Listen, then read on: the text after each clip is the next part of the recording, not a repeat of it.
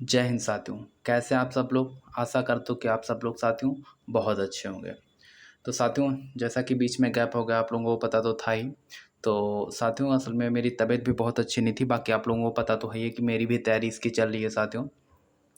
तो साथियों, अब आपको रोज़ाना जो है आप लोगों को जो है एक पीडीएफ जो है रोज़ाना आप लोगों को दी जाएगी, और उसका एक वीडियो जो है जो पूरी व्याख्या के सहित जो है आप लोगों तक पहुंचाएगा साथियों।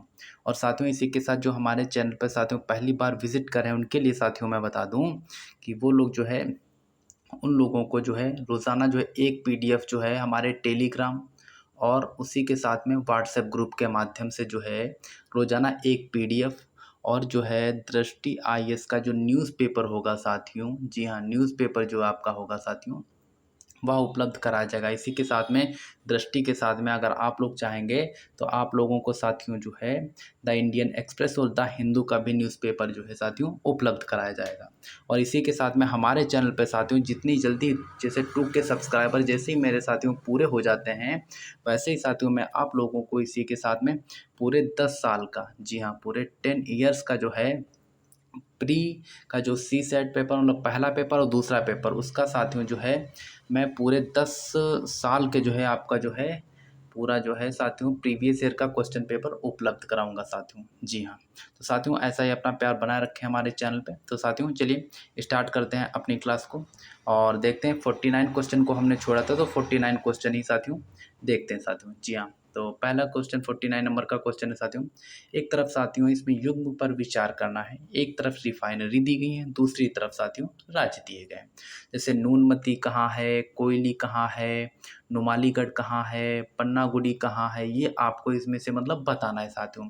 तो आप लोगों साथियों जो जैसे पुराने हमारे चैनल पे जुड़े हैं उनको पता तो है ही है, लेकिन आप लोगों को बता दूं जो लोग साथियों हमारे नए चैनल जो हमारे चैनल पे नए लोग साथियों आ रहे हैं, तो साथियों क्या होता है यूपीएससी का एक जो है फैक्ट है साथियों कि वह जो है साथियों क्वेश्चन जो है कभी भी रिपीट नहीं करती है। जी हाँ, क्वेश्चन कभी भी रिपीट नहीं करती, लेकिन यूपीएससी जो है वह एरिया जरूर रिपीट करती है। जैसे इस बार में अगर नूनमती पूछा है तो अगली बार में हो सकता है कि डिगबोई पूछ ले, हो सकता है मथुरा पूछ ले, हो सकता है मंगलूर पूछ ले। तो इसलिए साथियों क्या होता है, जैसे मैंने ये 4 इसमें दिए गए हैं दृष्टि आईएएस के द्वारा, तो इसमें से चारों को साथियों इसके साथ में जो और भी रिफाइनरी हैं उनको भी आप लोगों को उनकी जानकारी होनी चाहिए। तो चलिए इसमें से देखते हैं इसमें से सही युग्म कौन सा है। तो इसका सही युग्म है साथियों आपका ऑप्शन सी। जी हाँ, इन चारों में से जो है मात्र 3 युग्म सही है। आइए देखते हैं। तो आपका जो नूनमती है साथियों वह पश्चिम बंगाल में है, एकदम सही दिया गया है। कोयली गुजरात में स्थित है, बिल्कुल सही दिया गया है साथियों। और नुमालीगढ़ जो है साथियों यह असम में दिया गया है। तो बचा कौन? चौथा। तो यह साथियों एकदम गलत है, यह तमिलनाडु नहीं है। जी हाँ, जो आपका पन्नागुड्डी है वह साथियों जो है, सॉरी साथियों थोड़ा सा मिस्टेक हो गई साथियों, ये बिल्कुल सही है साथियों। और जो नूनमती है साथियों यह गलत है। जी हाँ, नूनमती जो है साथियों यह साथियों जो है गलत है, यह पश्चिम बंगाल में ना हो करके यह जो है साथियों यह असम में है। बल्कि पन्नागुडी जो है साथियों, तो जो पन्नागुडी है यह साथियों तमिलनाडु एकदम सही है, ये तीनों सही है नीचे के। और नूनमती जो है पश्चिम बंगाल यह एकदम गलत है। यहाँ पे साथियों आप लोग जो है ये असम जो है कर लीजिएगा साथियों, यह जो है असम में है। इसी के साथ में और भी देख लेते हैं। जैसे साथियों आपका बरौनी कहाँ है, तो ये इंडियन ऑयल कॉरपोरेशन के द्वारा प्रतिबंधित है और साथियों यह बिहार में है। ट्रॉम्बे महाराष्ट्र में है, डिगबोई असम में है, और मथुरा उत्तर प्रदेश में है, मंगलूर कर्नाटक में है, करनाल हरियाणा में है आपके, और जामनगर गुजरात में है, और जो है पचपदरा जो है साथियों वह राजस्थान में है। तो इससे जुड़े हुए साथियों जो है सभी देखते रहिएगा साथियों। तो ऐसे ही इंपॉर्टेंट वीडियो देखने के लिए साथियों हमारे चैनल पर विजिट कीजिए साथियों, और जो है आप लोग भरपूर लाभ उठाइए। जो साथियों आपको जो है खरीदनी पड़ती है टेस्ट सीरीज, वो साथियों मैं आपको एकदम निःशुल्क जो है आपको उपलब्ध करवा रहा हूँ साथियों। तो चलिए 50 नंबर का क्वेश्चन देख लेते हैं साथियों। जनहित याचिका जिसको हम पीआईएल के संदर्भ में निम्नलिखित कथनों पर विचार करना है। पहला कथन क्या है? इसे एक निजी पक्ष के खिलाफ दायर नहीं किया जा सकता है। दूसरा कथन क्या है आपका? यह जनहित याचिका राष्ट्रीय विधिक सेवा प्राधिकरण अधिनियम 1987 के तहत प्रदान की गई है। उपर्युक्त कथनों में से कौन सा कथन सही होगा, यह आपको इसमें से बताना है साथियों। तो इसका सही आंसर अगर हम देखते हैं साथियों, तो इसका सही आंसर आपका ऑप्शन ए, केवल एक कथन, दोनों में से केवल एक कथन ही सही है। जी हाँ। और दूसरा कथन जो है यह साथियों एकदम गलत है। जी हाँ। तो आइए देखते हैं इसके जो इम्पोर्टेंट फैक्ट है साथियों। तो जो PIL है साथियों, जिसको हम जनहित याचिका बोलते हैं। जी हाँ, जनहित याचिका जो है यह साथियों जो है, इसका जन्म जो है लगभग मैं आप मान के चलिए 1960 में हुआ था। जी हाँ, कब हुआ था साथियों? 1960 में जो है संयुक्त राज्य अमेरिका में हुआ। और इससे के बाद में धीरे धीरे जो है यह जो है 1980 के दशक में जो है भारत में आया था साथियों। और PIL जो है साथियों, और जिसमें अगर बात की जाए कि PIL की शुरुआत जो है, इस अवधारणा की शुरुआत या इसमें अग्रदूत किसे माना जाता है, तो आपको बताते चलें, जो न्यायमूर्ति VR कृष्णा अय्यर और न्यायमूर्ति PN भगवती जी थे, उनको जो है ये PIL जो है इसके जनहित याचिका के मामले में जो है अग्रदूत माना जाता है। जी हाँ। और इसमें जो है PIL जो है साथियों, इसमें कोई भी नागरिक जो है वह सार्वजनिक मामले में भी जो है दायर कर सकता है। और सर्वोच्च न्यायालय में भारतीय संविधान के अनुच्छेद जो है साथियों आपका जो है, जो 32 है उसके तहत, और अनुच्छेद जो है जो आपका 226 है साथियों, उसके तहत उच्च न्यायालय में जो है, और इसी के साथ में जो आपका जो है अनुच्छेद जो है 133, जो दंड प्रक्रिया संहिता की धारा 133 है के तहत मजिस्ट्रेट की अदालत में भी जो है यह फाइल किया जा सकता है साथियों। और इसी के साथ में यह राज्य, केंद्र, नगर पालिका अधिकारियों के खिलाफ भी इसे दायर किया जा सकता है। चलिए अगले क्वेश्चन पे बढ़ते हैं, और क्वेश्चन नंबर जो है 51 देखते हैं साथियों। जी हाँ। ओडिसी नृत्य के संदर्भ में निम्नलिखित कथनों पर विचार कीजिए। पहला कथन क्या है? इसे सचल मूर्ति के रूप में भी जाना जाता है। दूसरा कथन, उदयगिरी खंडगिरी की गुफाएं ओडिसी नृत्य के शुरुआती साक्ष्य को दर्शाती हैं। उपर्युक्त कथनों में से कौन सा कथन सही है, यह आपको इसमें से बताना है साथियों। तो इसका सही आंसर की अगर बात करें, तो इसका सही आंसर है आपका साथियों ऑप्शन सी, मतलब ओडिसी नृत्य के संदर्भ में दोनों कथन आपके एकदम सही हैं। जी हाँ। तो आइए देख लेते हैं। तो जो ओडिसी नृत्य है, यह नृत्य शैली नाट्य शास्त्र और अभिनय दर्पण पर आधारित है। इसमें प्रस्तुत नृत्य रूप लालित्य, कामुकता और सौंदर्य पूर्ण है, जिसे जो है हिंदुस्तानी शास्त्रीय संगीत से सहगत भी माना जाता है। और इसे सचल मूर्ति के रूप में भी जाना जाता है। और प्राथमिक रूप में इसका अभ्यास जो है महामारियों द्वारा जो है किया जाता था साथियों। जी हाँ। और इसी में जैसे तत्वों की अगर बात करें साथियों, तो इसमें जो है जैसे मंगल चरण होता है, बाटू नृत्य है, पल्लवी है, थारीझम है, इस तरीके से जो है होते रहते हैं। और इसमें जो वाद्य यंत्र हैं साथियों ओडिसी नृत्य में, तो इसमें वाद्य यंत्र में जैसे ढोल है और पखावज है, बांसुरी है, सितार है, मंजीरा है का इस्तेमाल जो है किया जाता है। तो चलिए अगले क्वेश्चन पे बढ़ते हैं, और क्वेश्चन नंबर जो है आपका 52 देखते हैं। और इसमें भी युग्म दिए गए हैं, एक तरफ देश दिया गया है, क्षेत्र दिया गया है, दूसरी तरफ लोहा और इस्पात उद्योग दिए गए हैं। जी हाँ। इसमें जो है दूसरी तरफ इस्पात और उद्योग दिए गए हैं। तो इसमें से जो है आपको सही कथन चुनना है कि इसमें से कौन सा कथन सही है, मतलब कितने युग्म जो है सुमेलित हैं। तो साथियों जो है इसमें आपका जो है ऑप्शन ए एकदम सही है, मतलब पहला, दूसरा और तीसरा, ये तीनों युग्म जो है सुमेलित हैं, बाकी सभी गलत हैं। तो आइए सबसे पहले हम लौह और इस्पात का उद्योग के बारे में जान लेते हैं। और जो ये आपका लौह और इस्पात उद्योग है, इसे साथियों जो है भारी उद्योग के नाम से भी जाना जाता है। क्यों? क्योंकि इसमें जो है बहुत ही बड़ी मात्रा में भारी भरकम जो है कच्चा माल उपयोग में लाया जाता है, और इसी के साथ इसके जो है उत्पाद जो होते हैं वह भी भारी होते हैं, इसीलिए इसे भारी उद्योग के नाम से जाना जाता है। जी हाँ। और लौह इस्पात उद्योग जो है सभी उद्योगों का आधार माना जाता है, इसलिए इसे आधारभूत उद्योग भी कहा जाता है। यह आधारभूत इसलिए भी है क्योंकि अन्य उद्योग जैसे मशीन और औजार जो आगे उत्पादन के लिए प्रयोग किए जाते हैं, जो कच्चा माल प्रदान करता है। जी हाँ।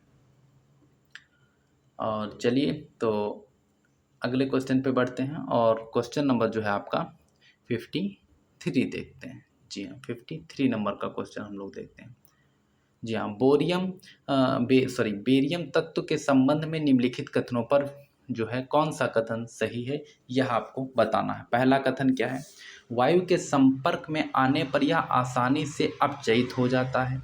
ऑप्शन बी, बेरियम नाइट्रेट और क्लोरेट आतिशबाजी को लाल रंग प्रदान करता है।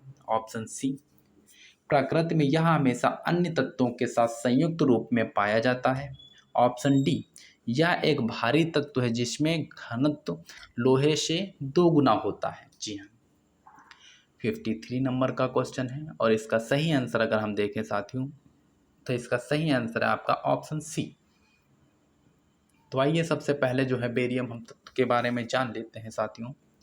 तो जो बेरियम तत्व है साथियों, तो वो जो है शीशे से थोड़ा सा सख्त माना जाता है, मतलब सख्त होता ही है, और ताज़ा काटे जाने पर चांदी जैसी जो है सफ़ेदी चमक जो है यह देता है। और इसी के साथ जो हवा के संपर्क में आने पर इसका आसानी से ऑक्सीकरण हो जाता है और भंडारण के दौरान ऑक्सीजन से सुरक्षित होना चाहिए। प्रकृति में यह सदैव जो है अन्य तत्वों के साथ संयुक्त रूप में पाया जाता है। और इसी के साथ यह जो है साथियों, जो आपका बोरियम तत्व है, यह साथियों बहुत ही हल्का होता है और इसका घनत्व लोहे के घनत्व से आधा होता है।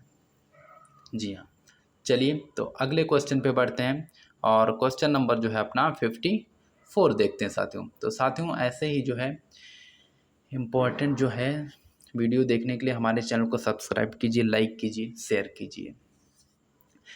2 या 2 से अधिक राज्यों के राज्यपाल के रूप में एक ही व्यक्ति की नियुक्ति के संदर्भ में निम्नलिखित कथनों पर विचार करना है। जी हाँ, इसमें जो है विचार करके बताना है। 54 नंबर का क्वेश्चन है साथियों।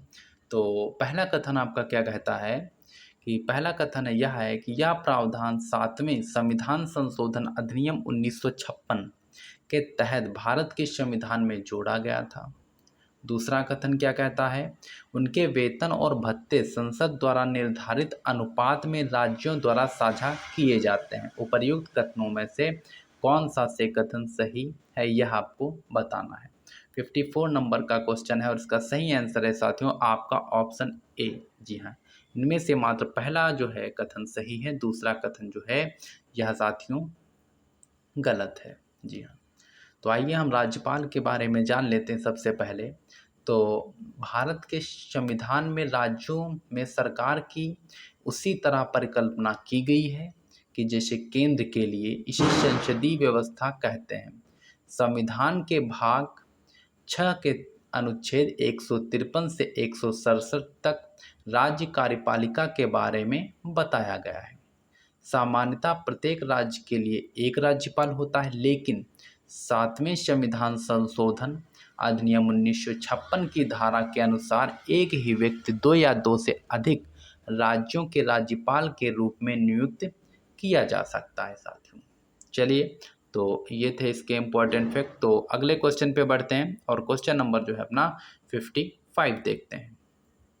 निम्नलिखित कथनों पर विचार कीजिए। साथियों यह आपका जो है 2019, जी हाँ 2019 जो है प्री के जो फर्स्ट पेपर है उससे जो है उसी से ये क्वेश्चन बना हुआ है। चलिए देख लेते हैं, इम्पोर्टेंट क्वेश्चन है ये।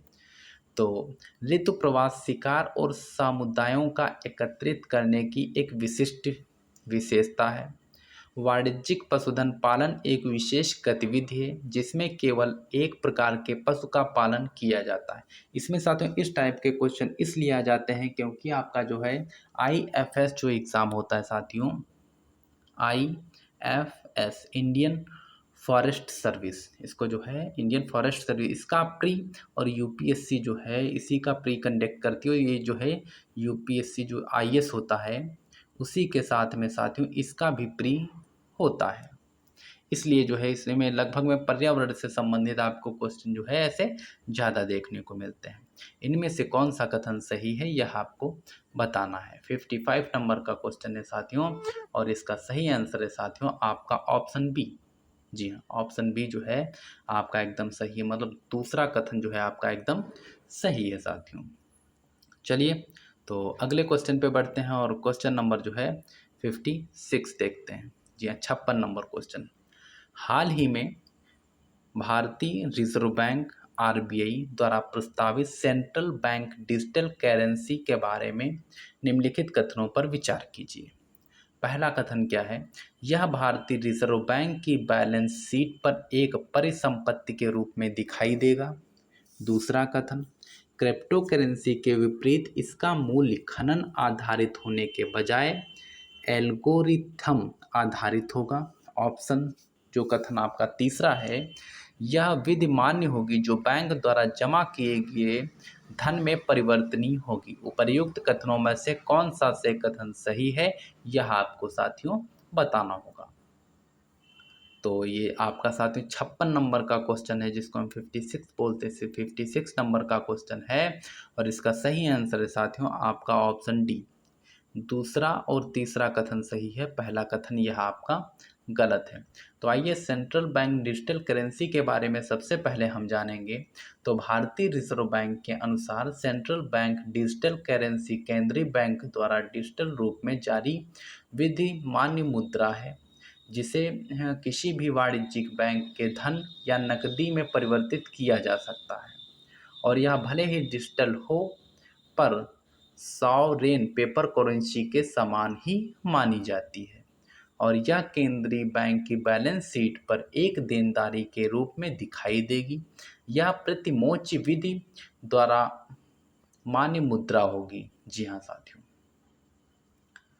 तो जैसे सेंट्रल बैंक डिजिटल करेंसी को एक विधि मान्य मुद्रा के रूप में स्वीकार किया जाएगा और भुगतान के माध्यम एवं मूल्य के रूप एक संरक्षित संग्रह के रूप में काम करेगा। चलिए अगले क्वेश्चन पे बढ़ते हैं और क्वेश्चन नंबर जो है 57 देखते हैं। जी हाँ, हाल ही में चर्चा में रहा काला नमक चावल निम्नलिखित में से किस राज्य का भौगोलिक संकेतक जीआई उत्पादक जीआई पंजीकृत उत्पाद है, यह आपको बताना होगा साथियों। जी हाँ, तो इसका सही आंसर है साथियों आपका ऑप्शन सी, उत्तर प्रदेश। और उत्तर प्रदेश में जो है चलिए सबसे पहले जो है हम जान लेते हैं कि काला नमक चावल जो है इसके बारे में हम जान लेते हैं। तो जो काला नमक चावल जो है यह साथियों धान की एक पारंपरिक किस्म है, जिसमें काली भूसी और तेज सुगंध होती है। इसे श्रावस्ती लोगों के लिए भगवान बुद्ध का उपहार माना जाता है। जब उन्हें ज्ञान के बाद इस क्षेत्र का दौरा किया था गौतम बुद्ध जी ने, तभी का जो है उपहार माना जाता है। इसे जो है एक जिला एक उत्पाद ओडीओपी योजना के तहत सिद्धार्थनगर के ओपीओडी उत्पाद के रूप में सम्मानित किया गया है, जो उत्तर प्रदेश के तराई क्षेत्र में स्थित एक आकांक्षी जिला है। जी हाँ, और काला नमक चावल से अगर किसानों के लाभ की बात की जाए तो लागत प्रभावी कारक एक है इसमें, और प्राकृतिक जो है खेती से माना जाता है इसलिए।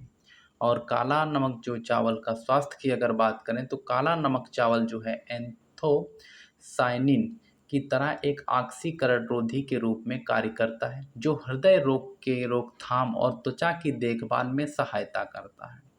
और काला नमक चावल की बात की जाए तो इसमें जिंक और आयरन जैसे बहुत सारे सूक्ष्म पोषक तत्व शामिल होते हैं। जी हाँ, ऐसा दावा किया जाता है कि नियमित रूप से काला नमक चावल खाने से अल्जाइमर रोग की रोकथाम में मदद मिल सकती है। यह तो इसके फायदे हैं किसके, काला नमक चावल के। चलिए तो अगले क्वेश्चन पे बढ़ते हैं और क्वेश्चन नंबर अपना जो है 58 देखते हैं साथियों। जी हाँ, निम्नलिखित कथनों पर विचार कीजिए। निम्नलिखित कथन, पहला कथन है संविधान में सर्वोच्च न्यायालय के न्यायाधीश के रूप में नियुक्ति के लिए न्यूनतम आयु 35 वर्ष निर्धारित की गई है। दूसरा कथन क्या है, संविधान ने सर्वोच्च न्यायालय के किसी न्यायाधीश का कार्यकाल तय नहीं किया है।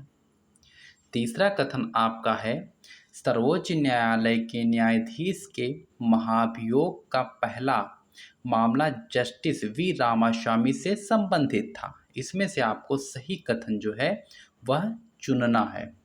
और 58 नंबर का क्वेश्चन है और उसका सही आंसर है साथियों आपका ऑप्शन डी।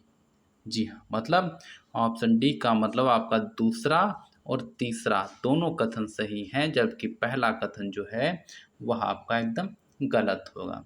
तो आइए सबसे पहले हम न्यायाधीशों की नियुक्ति के लिए जो है आवश्यक जो योग्यताएं होती हैं उन पे हम चर्चा कर लेते हैं। तो सबसे पहला है जो कि उसे भारत का नागरिक होना चाहिए और उसे कम से कम 5 वर्षों के लिए किसी उच्च न्यायालय का न्यायाधीश जो है वह होना चाहिए, या फिर उसे 10 वर्षों के लिए उच्च न्यायालय का अधिवक्ता होना चाहिए। उसे राष्ट्रपति के मत में एक प्रतिष्ठित न्यायवादी होना चाहिए और सर्वोच्च न्यायालय के न्यायाधीश के रूप में नियुक्ति के लिए संविधान की न्यूनतम आयु निर्धारित नहीं की गई है। जी हाँ। और चलिए अब न्यायाधीशों के जो है कार्यकाल से संबंधित हम देख लेते हैं जो उनका कार्यकाल रहता है। तो संविधान ने सर्वोच्च न्यायालय के न्यायाधीश का कार्यकाल तय नहीं किया है। जी हाँ, हालांकि जो है इसमें जो है 3 प्रकार के प्रावधान माने जाते हैं। पहला, वह 65 वर्ष की आयु तक पदासीन रह सकता है। दूसरा, वह राष्ट्रपति को लिखित जो है या तो फिर त्याग पत्र दे दे तब। और जो तीसरा है वह संसद की सिफारिश पर राष्ट्रपति द्वारा उसे जो है पद से हटाया जा सकता है साथियों। जी हाँ, चलिए तो अगले क्वेश्चन पे बढ़ते हैं और क्वेश्चन नंबर जो है 59 देखते हैं साथियों। जी हाँ, काफ़ी डिस्टर्ब होने लगता बाहर से जो आवाज़ें आने लगती। फिलहाल वही बात है ना, संघर्ष तो करना ही पड़ेगा, तो संघर्ष करते रहिए और ऐसे ही जो है इम्पोर्टेंट वीडियो देखते रहिए और अपना सिलेक्शन करवाते रहिए। बेहतर पहुंच और सेवा उत्कृष्टता सुधार किससे संबंधित है? ऑप्शन ए सार्वजनिक क्षेत्र के बैंक, दूसरा ऑप्शन बी पंचायती राज संस्थान, ऑप्शन सी नौकरशाही, ऑप्शन डी सार्वजनिक वितरण प्रणाली। 59 नंबर का क्वेश्चन है और इसका सही आंसर है साथियों आपका ऑप्शन ए सार्वजनिक क्षेत्र के बैंक। जी हाँ, सार्वजनिक क्षेत्र के बैंक। जो बेहतर पहुंच और सेवा उत्कृष्टता सुधार है इसे सरकार और सार्वजनिक क्षेत्र के बैंकों द्वारा संयुक्त रूप से जनवरी 2018 में जो है इसे जो है साथियों लॉन्च किया गया था और यह इंडियन बैंक्स एसोसिएशन की ओर से बोस्टन कंसल्टिंग ग्रुप द्वारा जो है इसे तैयार किया गया था साथियों। जी हाँ, तो चलिए तो अगले क्वेश्चन पे बढ़ते हैं और क्वेश्चन नंबर जो है आपका 60 देखते हैं। जी हाँ, 60 नंबर के क्वेश्चन पे हम लोग आ गए हैं आप लोग। और साथियों ऐसे ही मेहनत करते रहिए और सिलेक्शन जो है इस बार में आप लोगों का जो है प्री एकदम क्लियर हो जाएगा। जी हाँ, तो 60 नंबर का क्वेश्चन देखते हैं साथियों। तो निम्नलिखित कथनों पर विचार कीजिए। पहला कथन, लाख पौधों द्वारा स्रावित राल होती है। दूसरा कथन, भारत विश्व का शीर्ष लाख उत्पादक देश है। उपर्युक्त कथनों में से कौन सा कथन सही है यह जो है हमें बताना होगा। जी हाँ, 60 नंबर का क्वेश्चन है और इसके सही आंसर की बात करें तो इसका सही आंसर है साथियों आपका ऑप्शन डी, मतलब दोनों के दोनों जो है वह कथन आपके गलत हो गए। तब तो इम्पोर्टेंट और हो जाता है इसको देखना कि सभी कथन गलत हैं। तो भारत में जो है लाख उत्पादन की अगर बात करें साथियों तो लाख एक कीट जिसको हम क्या बोलते हैं केरिया लक्का। जी हाँ साथियों, यह जो है आप लोग नाम जो है वो लिख लीजिएगा। जी हाँ, क्या नाम है? केरिया और लक्का। हाँ जी, केरिया लक्का नाम नोट कर लीजिए। द्वारा स्रावित एक प्राकृतिक राल होता है, ठीक है। और यह जो है साथियों कीट बबूल, बरगद, पीपल, कुसुम और पलाश पर पनपता है और इसके कच्चे माल के रूप में लाख की सहायता से उत्पादित महत्वपूर्ण उत्पाद चिपकाने वाले विद्युत insulator, gramophone, record, nail polish और मुद्रण स्याही इत्यादि जो है उत्पादित है। और कुटीर उद्योगों में अगर बात करें तो साथियों असम, छत्तीसगढ़, गुजरात, झारखंड, कर्नाटक, मध्य प्रदेश, महाराष्ट्र, मेघालय, मिजोरम, नागालैंड, ओडिशा, सिक्किम, त्रिपुरा, उत्तर प्रदेश, उत्तराखंड और पश्चिम बंगाल के जिलों में जो है वह केंद्रित किया जाता है। और थाईलैंड और मलेशिया के बाद जो है इसमें इसके उत्पादन में भारत का जो है वह तीसरा जो है स्थान है साथियों। जी हाँ। और जैसे इसके कुल उत्पादन की बात करें तो साथियों से आपका जो है 85% जो रहता है वह फ्रांस, इटली, जर्मनी, जापान, रूस, संयुक्त अरब अमीरात, ब्रिटेन और संयुक्त राज्य अमेरिका को जो है वह निर्यात किया जाता है। जी हाँ। चलिए तो अगले क्वेश्चन पे बढ़ते हैं और क्वेश्चन नंबर जो है आपका वो 61 देखते हैं। जी हाँ। भारत में चुनाव चिन्हों के आवंटन के संदर्भ में निम्नलिखित कथनों पर विचार कीजिए। पहला कथन, केवल राष्ट्रीय दल ही पूरे देश में इसके उपयोग के लिए एक चिन्ह के रूप में इसका दावा कर सकते हैं। दूसरा कथन, एक राज्य में उच्च न्यायालय अपने नाम और चिन्ह पर दावा करने वाले प्रतिद्वंदी दलों के बीच विवादों का निर्णय करता है। उपर्युक्त कथनों में से कौन सा कथन सही नहीं है, यह आपको बताना है। 61 नंबर का क्वेश्चन है साथियों। और इसके ऑप्शन की बात करें तो इसका ऑप्शन जो है आपका ऑप्शन बी एकदम सही है साथियों। जी हाँ। तो इसमें साथियों एक आपका जैसे ये चुनाव और आरक्षण की अगर बात की जाती है तो साथियों इसमें जो है आपका अनुच्छेद 150 आता है 15। जी हाँ।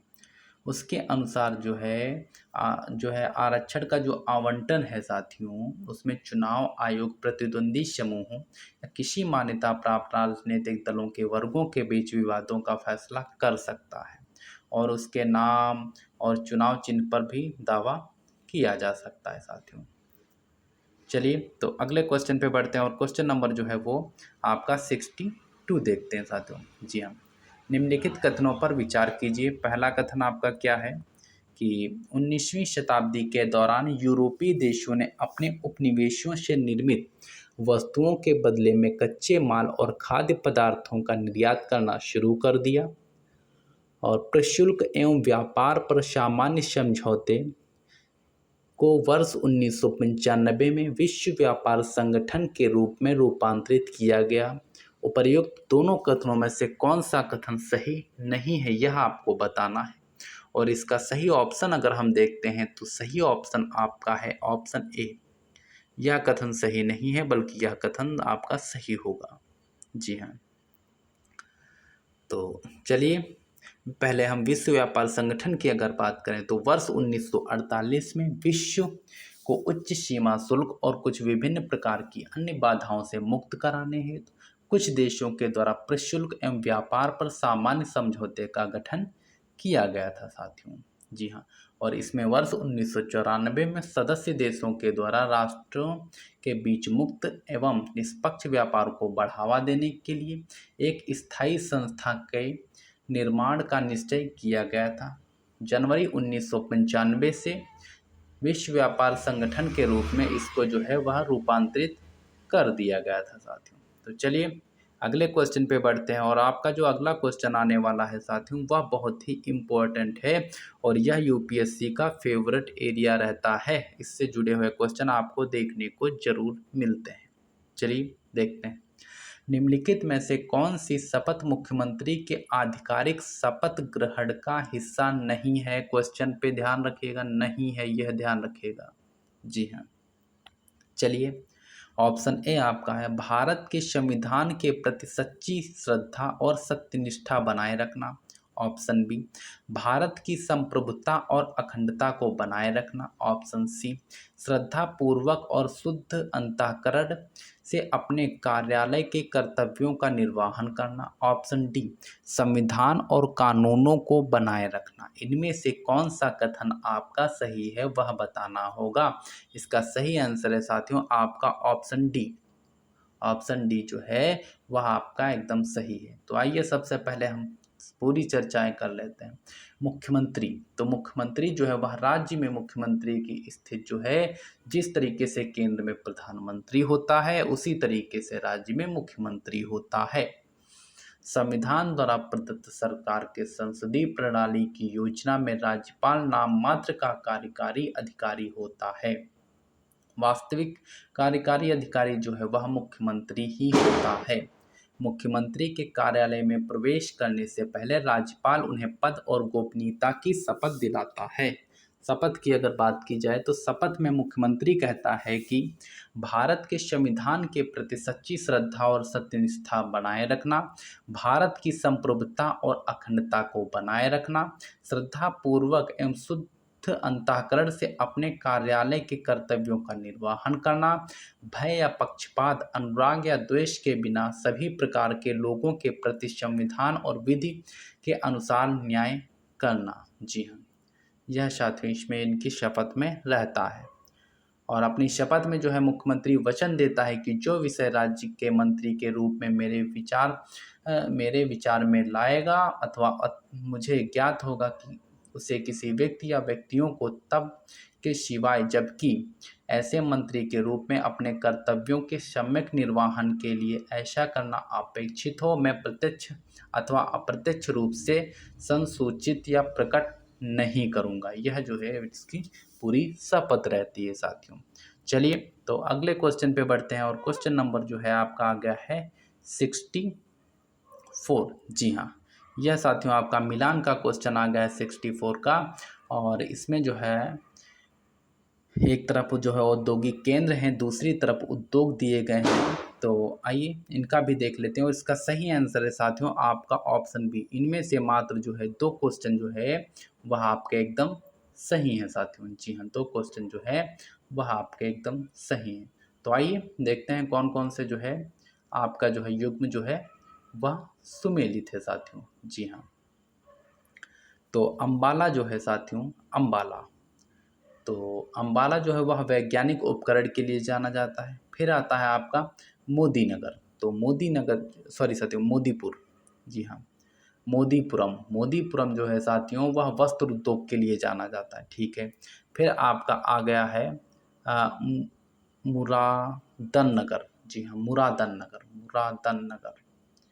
तो जो आपका साथियों यह मुरादन नगर है, तो यह साथियों इसमें जो है यह गलत दे रखे हैं। वह जो है मध्य निर्माणशाला के लिए नहीं जाना जाता है, जबकि आयुध के लिए जाना जाता है। काहे के लिए? आयुध के लिए।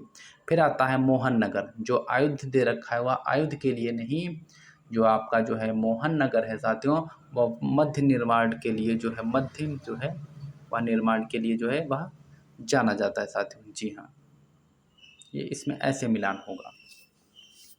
और इसी के साथ में और थोड़ा सा देख लेते जो इम्पोर्टेंट है आपका, जैसे गुड़गांव जो है वह ऑटोमोबाइल के लिए जाना जाता है, मथुरा पेट्रोकेमिकल्स के लिए जाना जाता है, मेरठ चीनी और कपड़ा के लिए जाना जाता है, और जो आपका पानीपत है वह कपड़ा, रसायन और खाद्य प्रसंस्करण के लिए जो है जाना जाता है।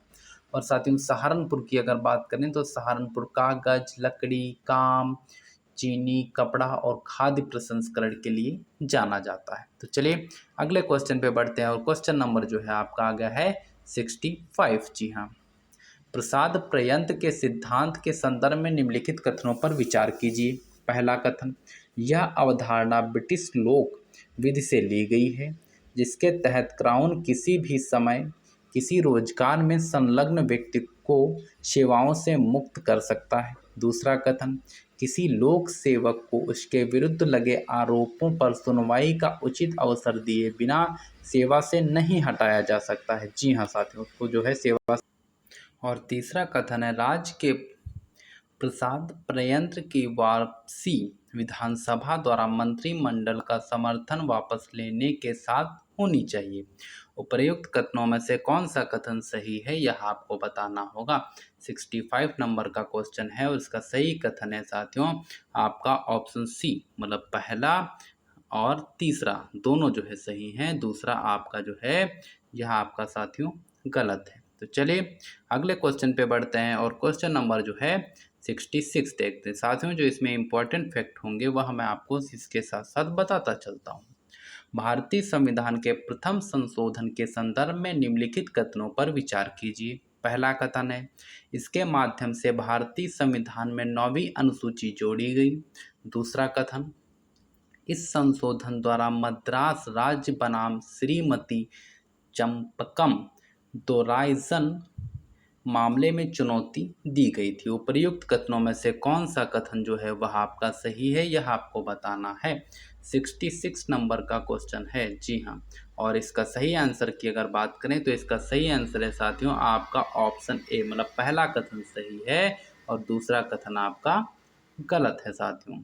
तो आइए प्रथम संविधान संशोधन जो है जो आपका 1951 जी हाँ, इसमें जो है किया गया था, इसकी बात करें तो प्रथम संविधान संशोधन 1951 अंतरिम संसद द्वारा पारित किया गया था, जिसके सदस्यों ने संविधान सभा के हिस्से के रूप में संविधान का मसौदा तैयार करना अभी समाप्त ही किया था साथियों।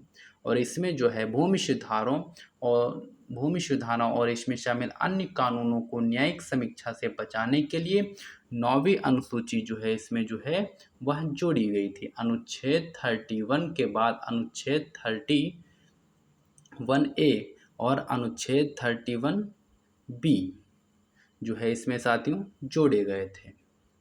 और इसमें क्या था, इसमें जो है अनुच्छेद 31 के प्रावधानों के तहत 9वीं अनुसूची में रखे गए कानून को इस आधार पर न्यायालय में चुनौती नहीं दी जा सकती है कि उन्होंने नागरिकों के मौलिक अधिकारों का उल्लंघन किया। 9वीं अनुसूची का व्यापक रूप से दुरुपयोग किया गया था। 9वीं अनुसूची में न्यायिक जांच से 9वीं अनुसूची के तहत संरक्षण प्राप्त करने वाले 250 से अधिक विधान शामिल हैं इसमें। जी हाँ, तो चलिए अगले क्वेश्चन पे बढ़ते हैं और क्वेश्चन नंबर जो है आपका वो 67 देखते हैं। जी हाँ, 67 नंबर का क्वेश्चन देखते हैं। अल्जाइमर रोग के संदर्भ में निम्नलिखित कथनों पर विचार कीजिए। पहला कथन, यह रोग मस्तिष्क की कोशिकाओं में प्रोटीन के असामान्य निर्माण का कारण बनता है। दूसरा कथन, यह एक लाइलाज बीमारी है। तीसरा कथन, महिलाओं की तुलना में पुरुषों में इस रोग के होने का खतरा अधिक होता है। 67 नंबर का क्वेश्चन है और इसका सही आंसर है साथियों आपका ऑप्शन सी। जी हाँ, पहला और दूसरा कथन सही है, तीसरा कथन जो है वह आपका एकदम गलत है। तो आइए अल्जाइमर रोग जो है इससे संबंधित जो है बात कर लेते हैं। तो अल्जाइमर रोग जो है वह साथियों जो है वह मस्तिष्क संबंधी विकार है जो मस्तिष्क की तंत्रिकाओं कोशिकाओं को नष्ट कर देता है। इसमें रोगी की शारीरिक और मानसिक स्थिति कमजोर हो जाती है, उसे कुछ भी याद नहीं रहता, उसकी निर्णय लेने की क्षमता घट जाती है और स्वभाव में लगातार जो है परिवर्तन होता रहता है। यह वृद्ध वयस्कों में डोमेशिया का सबसे आम कारण होता है। जी हाँ, और इसमें ऐसा पाया जाता है कि अल्जाइमर रोग मस्तिष्क कोशिकाओं में और उसके आसपास प्रोटीन के असामान्य निर्माण के कारण होता है। इसमें शामिल प्रोटीनों में से एक को एमिलॉइड कहा जाता है, जिसके जमा होने से मस्तिष्क की कोशिकाओं के चारों ओर छोटे टुकड़े बनते हैं तथा दूसरे प्रोटीन को टाउ कहा जाता है। जी हाँ, और यह साथ में एक लाइलाज बीमारी है क्योंकि मस्तिष्क की कोशिकाओं को उनकी मृत्यु के पश्चात पुनर्जीवित कर सकती हैं। जी हाँ, यह जो है पुरुषों की तुलना में महिलाओं में अल्जाइमर रोग जो है होने का अधिक खतरा रहता है। यह साथियों आपका जो है कथन जो है वह बिल्कुल गलत है। जी हाँ, चलिए तो अगले क्वेश्चन पे बढ़ते हैं और क्वेश्चन नंबर जो है आपका 68 देखते हैं साथियों। जी हाँ, जनगणना के संबंध में निम्नलिखित कथनों पर विचार कीजिए। पहला कथन आपका है, संविधान में प्रत्येक जनगणना के पश्चात लोकसभा में सीटों के आवंटन में पुनः संयोजन करना है अनिवार्य है। दूसरा कथन, राज्यों को लोकसभा की सीटों का वर्तमान आवंटन वर्ष 1971 की जनगणना पर आधारित है। तीसरा कथन आपका है, राज्यों में लोकसभा के क्षेत्रीय निर्वाचन क्षेत्रों का वर्तमान आकार वर्ष 2001 की जनगणना पर आधारित है। उपर्युक्त कथनों में से कौन सा कथन सही होगा यह आपको बताना है। तो 68 नंबर का क्वेश्चन है, इसका सही कथन है आपका साथियों ऑप्शन डी। तो पहला, दूसरा, तीसरा तीनों कथन जो है आपके सही हैं। तो आइए पहले हम जो है जनगणना के पश्चात जो है पुनः संयोजन की अगर बात करें तो अनुच्छेद 82 के अनुसार प्रत्येक जनगणना के पश्चात निम्नलिखित संशोधन किया जाता है। पहला, राज्यों को लोकसभा में स्थानों का आवंटन। दूसरा, प्रत्येक राज्य का प्रादेशिक निर्वाचन क्षेत्रों में विभाजन। जी हाँ। और संसद जो है वह 84वें संविधान संशोधन 2001 में सरकार को यह शक्ति दी गई थी कि वह वर्ष 1991 की जनगणना की जनसंख्या आंकड़ों के आधार पर प्रादेशिक निर्वाचन क्षेत्रों का पुनः समायोजन और संयुक्तिकरण कर सकती है। बाद में 27वें संविधान संशोधन अधिनियम 2003 में निर्वाचन क्षेत्रों के परिसीमन 2001 की जनगणना के आधार पर करने के लिए कहा गया है, न कि 1991 की जनगणना के आधार पर। जी हाँ। चलिए अगले क्वेश्चन पे बढ़ते हैं और क्वेश्चन नंबर जो है आपका 69 देखते हैं। जी हाँ। ट्रक कृषि में निम्नलिखित में से किस उत्पाद विशेष की कृषि करते हैं? ऑप्शन ए शहद, ऑप्शन बी सब्जी, ऑप्शन सी दुग्ध उत्पादन और ऑप्शन डी जो है वह मांस उत्पादन है। जी हाँ। 69 नंबर का क्वेश्चन है और इसके सही आंसर की बात करें साथियों तो इसका सही आंसर है साथियों आपका ऑप्शन बी। जी हाँ, सब्जी। चलिए तो अगले क्वेश्चन पे बढ़ते हैं और क्वेश्चन नंबर जो है आपका 70 नंबर देखते हैं। जी हाँ। सर्वोच्च न्यायालय के अधिवक्ताओं के संबंध में निम्नलिखित कथनों पर विचार कीजिए। पहला कथन, केवल वरिष्ठ अधिवक्ता ही सर्वोच्च न्यायालय के समक्ष कोई भी मामला या दस्तावेज दायर करने के हकदार हैं। दूसरा कथन, वरिष्ठ अधिवक्ता सर्वोच्च न्यायालय में एडवोकेट ऑन रिकॉर्ड के बिना पेश होने का हकदार नहीं है। उपयुक्त में से कौन सा कथन सही है यह आपको बताना है। 70 नंबर का क्वेश्चन है और इसका सही कथन है साथियों आपका ऑप्शन बी। जी हाँ, मतलब दूसरा कथन सही है और पहला कथन जो है वह आपका गलत है। तो आइए सर्वोच्च न्यायालय के अधिवक्ता और वरिष्ठ अधिवक्ता की अगर बात करें तो ये ऐसे अधिवक्ता हैं जिन्हें भारत के सर्वोच्च न्यायालय द्वारा वरिष्ठ अधिवक्ता की मान्यता प्रदान की जा चुकी है और न्यायालय किसी भी अधिवक्ता जो उसकी नज़र में ख्यात विधिवेत्ता हो, कानूनी मामलों में पारंगत हो, संविधान का विशेष ज्ञान रखता हो तथा बार की सदस्यता प्राप्त हो, उसकी सहमति से वरिष्ठ अधिवक्ता नियुक्त कर सकता है। और जो एक वरिष्ठ अधिवक्ता सर्वोच्च न्यायालय में एडवोकेट ऑन रिकॉर्ड के बिना या भारत में किसी अन्य न्यायालय का न्यायाधिकरण में एक कनिष्ठ के बिना उपस्थित होने का हकदार नहीं है। जी हाँ। तो चलिए अगले क्वेश्चन पे बढ़ते हैं और क्वेश्चन नंबर जो आपका जो है वो 71 देखते हैं। यह साथियों आपका जो है फिर से युग्म सुमेलित है। एक तरफ संस्थान दिए गए हैं और दूसरी तरफ जो है आपका स्थान दिया गया है और इसमें से आपको बताना है कि इसमें से जो है कितने जो है युग्म सुमेलित है। तो आपको बताते चलें इसमें से मात्र और मात्र जो है वह सिर्फ एक युग्म सुमेलित है, बाकी सभी युग्म जो हैं वह जो है गलत है साथियों। तो इसमें युग्म सुमेलित कौन सा वह हम देख लेते हैं। तो इसमें जो है आपका जो है अंतरिक्ष अनुप्रयोग केंद्र जो है वह अहमदाबाद में है। यही कथन जो है वह आपका मतलब मिलाना आपका एकदम सही है। बाकी जो है आपके दूसरा, तीसरा और चौथा तीनों के तीनों जो है गलत है। तो जो आइए जो गलत हैं वह देखते हैं, इसके साथ में जो इम्पोर्टेंट है वह भी आप लोग नोट कर लीजिएगा साथियों। तो इसी के साथ में आइए सबसे पहले हम देखते हैं राष्ट्रीय वायुमंडल अनुसंधान प्रयोगशाला। जी हाँ, राष्ट्रीय वायुमंडल अनुसंधान प्रयोगशाला वह तिरुपति में है, ना कि बंगलुरु में। ठीक है। फिर आता है भारतीय सुदूर संवेदन संस्थान, तो वह साथियों देहरादून में है, इसमें हैदराबाद में है तो गलत हो गया। फिर आता है आपका राष्ट्रीय सुदूर संवेदन केंद्र। जी हाँ, राष्ट्रीय सुदूर संवेदन केंद्र जो है वह हैदराबाद में है, ना कि देहरादून में, इसलिए यह भी गलत हो गया। आइए इसके साथ में इम्पोर्टेंट और देख लेते हैं जो लगभग में आपके परीक्षाओं में आने के चांस रहते हैं।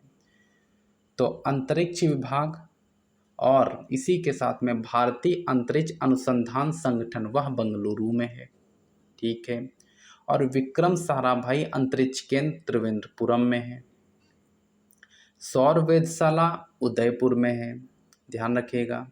भारतीय अंतरिक्ष विज्ञान और प्रौद्योगिकी संस्थान त्रिवेंद्रपुरम में है। इसरो संपर्क कार्यालय मुंबई में है। ISRO interior system unit Trivendrapuram में है। अर्थ स्टेशन दिल्ली में है। यह साथियों आप लोग जो है जितने मैंने बताए हैं आपको यह नोट कर लीजिएगा। तो चलिए अगले क्वेश्चन पे बढ़ते हैं और क्वेश्चन नंबर जो है आपका 72 देखते हैं। जी हाँ, निम्नलिखित कथनों पर विचार कीजिए। पहला कथन क्या है? पहला कथन है राष्ट्रपति के निर्वाचक मंडल में संसद के दोनों सदनों के सदस्य और राज्य विधानसभाओं और परिषदों के निर्वाचित सदस्य शामिल होते हैं। दूसरा कथन, भारत के उपराष्ट्रपति का चुनाव एक निर्वाचक मंडल द्वारा किया जाता है जिसमें संसद के दोनों सदनों के सदस्य शामिल होते हैं। उपर्युक्त में से कौन सा कथन सही है यह आपको बताना होगा। 72 नंबर का क्वेश्चन है साथियों, और इसके सही ऑप्शन की बात करें तो इसका सही ऑप्शन है साथियों आपका ऑप्शन बी, मतलब सिर्फ और सिर्फ दूसरा कथन सही है, पहला कथन आपका जो है वह गलत है। तो राष्ट्रपति की जो है बात करें राष्ट्रपति के चुनाव की साथियों, तो राष्ट्रपति का चुनाव जो है सीधे लोगों द्वारा नहीं होता है बल्कि निर्वाचक मंडल के सदस्यों द्वारा किया जाता है, जिसमें शामिल हैं संसद के दोनों सदनों के निर्वाचित सदस्य, राज्यों के विधानसभाओं के निर्वाचित सदस्य तथा केंद्र शासित प्रदेशों दिल्ली और पांडिचेरी की विधानसभाओं के निर्वाचित सदस्य। जी हाँ, और इसके साथ में उपराष्ट्रपति के चुनाव की भी अगर हम बात कर लेते हैं साथियों, जी हाँ, उपराष्ट्रपति के चुनाव की अगर हम बात कर लेते हैं तो ये भी लगभग में जो है साथियों आपका सेम ही रहता है। जी हाँ, ये भी जो है लगभग में सेम ही रहता है। और साथियों जैसे ही इम्पोर्टेंट वीडियो देखने के लिए हमारे चैनल को लाइक कीजिए, शेयर कीजिए और सब्सक्राइब कीजिए। तो उपराष्ट्रपति का जो होता है वह उपराष्ट्रपति राष्ट्रपति की तरह सीधे लोगों द्वारा जो है चुनाव नहीं होता बल्कि उसे अप्रत्यक्ष निर्वाचन विधि से चुना जाता है। वह एक निर्वाचक मंडल के सदस्यों द्वारा चुना जाता है जिसमें संसद के दोनों सदनों के सदस्य शामिल होते हैं। चलिए तो अगले क्वेश्चन पे बढ़ते हैं और अगला क्वेश्चन जो है वह नृत्य से आपका जुड़ा हुआ है। काफ़ी इंपॉर्टेंट क्वेश्चन है, ध्यान रखिएगा साथियों, एरिया जरूर रिपीट होता है, क्वेश्चन नहीं यूपीएससी में रिपीट होगा, एरिया जरूर रिपीट होगा। तो सत्रिय नृत्य के संदर्भ में निम्नलिखित कथनों पर विचार कीजिए कि इनमें से कौन सा कथन सही है यह आपको बताना है। पहला कथन क्या है? इसे वर्ष 2000 में शास्त्रीय नृत्य का दर्जा दिया गया था।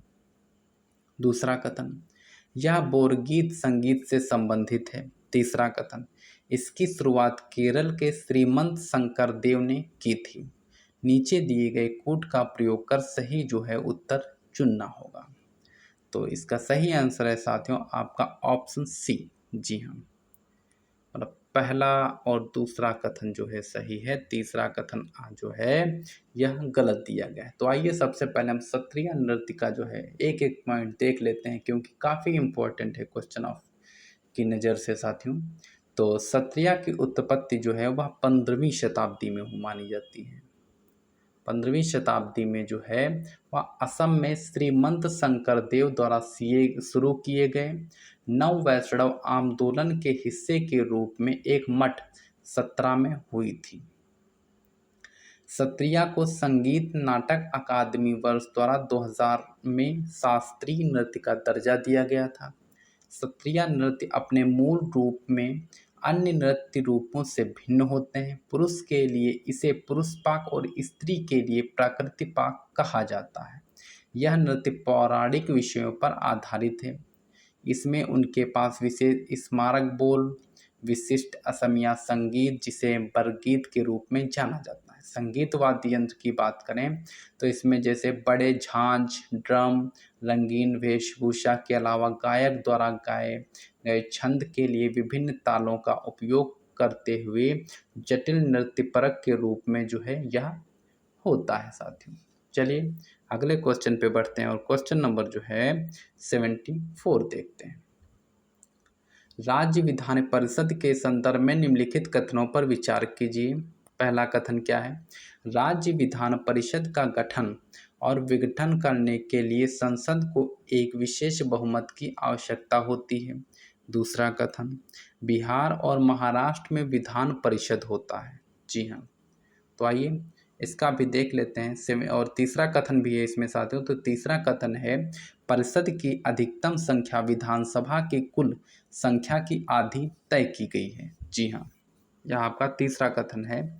तो 74 नंबर का क्वेश्चन है, इसका सही आंसर है साथियों आपका ऑप्शन बी, मतलब दूसरा कथन गलत है। पहला और तीसरा जो है यह भी जो है एकदम आपके गलत हो गए हैं।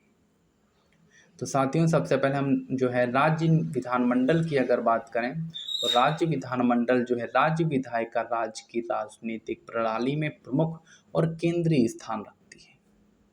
और वर्तमान में 2019 में केवल 6 ही राज्यों में जो है द्विसदन है। इसमें आप नोट डाउन कर लीजिए, आंध्र प्रदेश, तेलंगाना, उत्तर प्रदेश, बिहार, महाराष्ट्र और कर्नाटक। जी हाँ। और विधान परिषद की अधिकतम संख्या विधानसभा की संख्या का 1/3 तय की गई और न्यूनतम संख्या का 40/3 जो है वह तय की गई है साथियों। जी हाँ। चलिए तो अगले क्वेश्चन पे बढ़ते हैं और क्वेश्चन नंबर जो है वह 75 देख लेते हैं। जी हाँ, 75 नंबर का क्वेश्चन देखते हैं हम। निम्नलिखित कथनों पर विचार कीजिए। पहला कथन क्या कहता है, केंद्रीय अंतर्देशीय जल परिवहन निगम लिमिटेड भारत के अंतर्देशीय जलमार्गों के साथ माल और यात्रियों के परिवहन के लिए जिम्मेदार है। दूसरा कथन, भारतीय अंतर्देशीय जलमार्ग प्राधिकरण भारत के राष्ट्रीय जलमार्गों पर बुनियादी ढांचे के विकास के लिए उत्तरदायी है। उपर्युक्त कथनों में से कौन सा से कथन सही है, यह आपको बताना। 75 नंबर का क्वेश्चन है, उसका सही आंसर है साथियों आपका ऑप्शन बी। पहला कथन गलत हो गया, दूसरा कथन आपका एकदम सही है। तो केंद्रीय अंतर्देशीय जल परिवहन निगम की अगर बात करें तो इसका गठन जो है वह साथियों वह आपका 1967 में किया गया था और इसका मुख्यालय जो है वह आपके कोलकाता में है। और यह मुख्य रूप से गंगा, ब्रह्मपुत्र, हुगली और सुंदरवन क्षेत्रों में अंतर्देशीय जलमार्गों द्वारा माल परिवहन प्रबंध जो है यह करता है साथियों। और यह कोलकाता और करीमगंज, जिसको हम असम में जो करीमगंज है उसको, और कोलकाता, बांग्लादेश और हल्दिया एवं पटना के बीच नियमित कार्गो सेवा संचालित कर रहा है साथियों। जी हाँ। प्राधिकरण का मुख्यालय की अगर बात करें तो यह इस प्राधिकरण का मुख्यालय नोएडा उत्तर प्रदेश में है। और प्राधिकरण के गुवाहाटी, कोच्चि, कोलकाता और पटना में क्षेत्रीय कार्यालय भी हैं। और इसके उप कार्यालय में देखें तो इलाहाबाद, भागलपुर, फरक्का, कोल्लम और वाराणसी है। जी हाँ। चलिए अगले क्वेश्चन पे आते हैं और क्वेश्चन जो है अगला जो है काफ़ी इम्पोर्टेंट है साथियों, जो इंडेक्स से आता है साथियों। तो ग्लोबल हंगर इंडेक्स 2022 के संदर्भ में निम्नलिखित जो है कथनों पर विचार कीजिए साथियों। जी हाँ, निम्नलिखित कथनों पर विचार कीजिए। तो इसमें पहला कथन क्या है साथियों, तो पहला कथन आपका है कि यह वेल्ट हंगर हेल्थ और खाद्य एवं कृषि संगठन द्वारा जारी किया जाता है। दूसरा कथन है, इस इंडेक्स की गणना के लिए केवल 3 पैरामीटर का उपयोग किया जाता है। और तीसरा कथन क्या है, जी हाँ, दक्षिण एशियाई देशों में भारत का स्थान निम्नतम है। जी हाँ। उपर्युक्त में से कौन सा से जो है वह कथन जो है इसमें से सही नहीं है। यह साथियों आप लोग कन्फ्यूज़न इसमें हो जाता ना, तो यह ध्यान रखिएगा कि इसमें से कौन सा कथन जो है वह सही नहीं है, यह आपको बताना है। 76 नंबर का क्वेश्चन है। जी हाँ। तो इसका सही आंसर है साथियों आपका ऑप्शन डी। जी हाँ, पहला, दूसरा और तीसरा तीनों सही नहीं है। आइए, सही नहीं है तो इम्पोर्टेंट है क्वेश्चन, देख लेते हैं। तो ग्लोबल हंगर इंडेक्स जो है वह वैश्विक, क्षेत्रीय और राष्ट्रीय स्तरों पर भूख को व्यापक रूप से मापने एवं ट्रैक करने का एक उपकरण है। यह भूख की बहुआयामी प्रकृति को दर्शाता है। इसमें साथियों इस इंडेक्स के मापन के लिए 4 जो है वह जो है मापकों का उपयोग किया जाता है, जिसमें है अल्प पोषण, दूसरा है चाइल्ड स्टंटिंग और तीसरा है चाइल्ड वेस्टिंग और चौथा है साथियों बाल मृत्यु दर। जी हाँ, बाल मृत्यु दर। और अगर इस बार 2022 की बात करें तो 2022 में जो है भारत का स्थान जो है वह साथियों 107 रहा है। और अपना पड़ोसी देश की अगर बात करें श्रीलंका का आपका जो है वो 64 रहा है, नेपाल का जो है वो 81 रहा है और बांग्लादेश का जो है 84 रहा है। जी हाँ, चलिए तो अगले क्वेश्चन पे बढ़ते हैं और क्वेश्चन नंबर जो है वो 77 देखते हैं। जी हाँ, निम्नलिखित कथनों पर विचार कीजिए। पहला कथन, अनुच्छेद 371 ई संसद में महाराष्ट्र राज्य में एक केंद्रीय विश्वविद्यालय की स्थापना करने का अधिकार प्रदान करता है। दूसरा कथन आपका क्या है, राज्यपाल किसी भी ऐसे कानून का सिक्किम में विस्तार कर सकता है जो किसी अन्य राज्य में लागू हो। उपर्युक्त कथनों में से कौन सा से कथन सही है यह आपको बताना होगा। तो इसका सही आंसर है साथियों आपका ऑप्शन डी। जी हाँ, मतलब दोनों के दोनों कथन जो है वह आपके एकदम गलत है साथियों। जी हाँ, तो अगर सिक्किम के विशेष प्रावधान की बात की जाए सिक्किम के लिए तो वर्ष 1975 में 36वें संविधान संशोधन अधिनियम के द्वारा सिक्किम को पूर्ण राज्य का दर्जा जो है वह दिया गया था। जी हाँ, और सिक्किम की विधानसभा का गठन कम से कम 30 सदस्यों से होगा।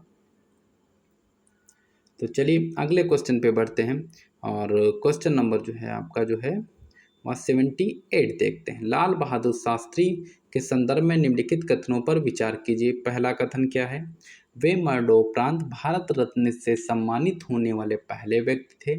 दूसरा कथन, भारत में काशी विद्यापीठ द्वारा उन्हें शास्त्री की उपाधि से सम्मानित किया गया था। तीसरा कथन, वे लाला लाजपत राय द्वारा स्थापित लोक सेवा मंडल के आजीवन सदस्य थे। उपर्युक्त कथनों में से कौन सा कथन सही है यह आपको बताना है। 78 नंबर का क्वेश्चन है, इसका सही आंसर है साथियों आपका ऑप्शन सी। तीनों के तीनों जो थे आपके कथन जो है वह एकदम सही है साथियों। तो चलिए अगले क्वेश्चन पे बढ़ते हैं और क्वेश्चन नंबर जो है 79 देखते हैं। जी हाँ, जो आपका जो है फुटलूज से संबंधित है। उद्योगों के बारे में निम्नलिखित कथनों में से कौन सा कथन सही नहीं है यह आपको बताना है। पहला कथन क्या है, ये स्थान विशिष्ट उद्योग हैं। दूसरा कथन, ये किसी विशिष्ट कच्चे माल पर निर्भर नहीं है। तीसरा कथन, ये आमतौर पर प्रदूषण फैलाने वाले उद्योग नहीं हैं। ऑप्शन डी, इनमें श्रमिकों की भी कम आवश्यकता होती है। जी हाँ, यह आपको बताना इसमें से कौन सा कथन सही नहीं है 79 का। तो इसका है आपका ऑप्शन ए। तो चलिए अगले क्वेश्चन पे बढ़ते हैं और क्वेश्चन नंबर जो है 80 देखते हैं। इंपॉर्टेंट क्वेश्चन आ गया साथियों आपका। तो नामदफा राष्ट्रीय उद्यान के संदर्भ में निम्नलिखित कथनों पर विचार कीजिए। पहला कथन क्या है, नाओ देइंग नदी राष्ट्रीय उद्यान के मध्य में बहती है। दूसरा कथन, यह अरुणाचल प्रदेश राज्य में स्थित है। तीसरा कथन, यह पटकाई रेंज और मिशमी हिल्स के बीच में स्थित है। इसमें से कौन सा कथन सही है यह आपको बताना है। 80 नंबर का क्वेश्चन है साथियों और इसका सही आंसर है साथियों आपका ऑप्शन ए। मतलब तीनों के तीनों कथन सही हैं। जी हाँ, तो नामदफा राष्ट्रीय उद्यान जो है वह साथियों 1983 में एक राष्ट्रीय उद्यान के रूप में नामित किया गया था और अगले वर्ष एक बाघ अभयारण्य के रूप में भी इसे नामित कर लिया गया। यह अरुणाचल प्रदेश राज्य में स्थित है और यह जो है 1985 वर्ग किमी में फैला हुआ है। जी हाँ, और पर्वतीय भाग में पर्वतीय की जलवायु होती है जबकि निचले मैदानों और घाटियों में उष्णकटिबंधीय जलवायु का अनुभव होता है।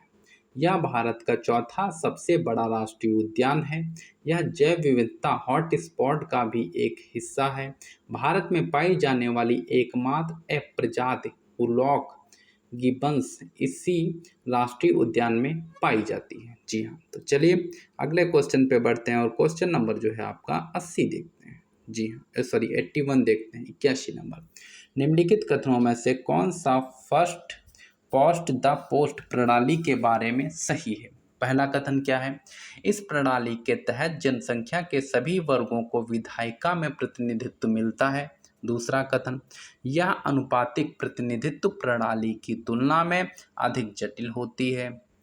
ऑप्शन सी क्या है, इससे संसदीय प्रणाली में सरकार की अस्थिरता पैदा होने की संभावना कम होती है। चौथा कथन क्या है, यह दल व्यवस्था के महत्व को कम करती है और मतदाताओं के महत्व को बढ़ाती है। इसमें से सही आंसर आपका जो है वह है ऑप्शन डी। जी हाँ, आपका ऑप्शन डी जो है वह एकदम जो है बिल्कुल सही है। चलिए अगले क्वेश्चन पे बढ़ते हैं और क्वेश्चन नंबर जो है आपका 82 देखते हैं, जो साथियों मिलान से संबंधित है। जी हाँ, एक तरफ जो है प्रादेशिक व्यापार समूह है, दूसरी तरफ जो है मुख्यालय है। इसमें से जो है कौन सा कथन सही है, मतलब कितने मिलान जो है इसमें से सही है वह आपको जो है बताना होगा। और इसमें जो है कोई भी युग्म जो है वह सुमेलित नहीं है, मतलब ऑप्शन सी जो है आपका एकदम सही है। सभी के सभी जो है यह गलत है साथियों। जी हाँ, तो अगर गलत है तो आइए देख लेते हैं। तो सबसे पहले हम जो है देखेंगे यूरोपीय संघ। जी हाँ, क्या है साथियों, यूरोपीय संघ। तो जिसमें जिसका मुख्यालय मैड्रिड स्पेन दिया गया है, जो गलत है। तो यूरोपियन संघ जिसको हम ईयू बोलते हैं वह बेल्जियम ब्रुसेल्स में है। कहाँ है, बेल्जियम ब्रुसेल्स में है। जी हाँ, और इसकी उत्पत्ति जो है वह फरवरी 1992 में हुई थी। जी हाँ, और इसके बाद में आता है पेट्रोलियम निर्यातक देशों का संगठन। जी हाँ, पेट्रोलियम निर्यातक देशों का संगठन, इसका मुख्यालय वियना ऑस्ट्रिया में है, ना कि रियाद सऊदी अरब में। और इसका गठन जो है वह साथियों जो है 1949 में हुआ था। जी हाँ, फिर आता है आपका दक्षिण पूर्व एशियाई। जी हाँ, दक्षिण पूर्व एशियाई देशों का संगठन की अगर बात की जाए तो यह नुसंतारा इंडोनेशिया में नहीं है, वह साथियों जकार्ता में। कहाँ है, जकार्ता में, जो अगस्त 1967 में इसकी जो है उत्पत्ति हुई थी साथियों। तो चलिए अगले क्वेश्चन पे बढ़ते हैं और क्वेश्चन नंबर जो है 83 देखते हैं। प्राथमिक शिक्षा के लिए पोषण सहायता संबंधी राष्ट्रीय कार्यक्रम के संदर्भ में निम्नलिखित कथनों पर विचार कीजिए। पहला कथन क्या है, एनपी।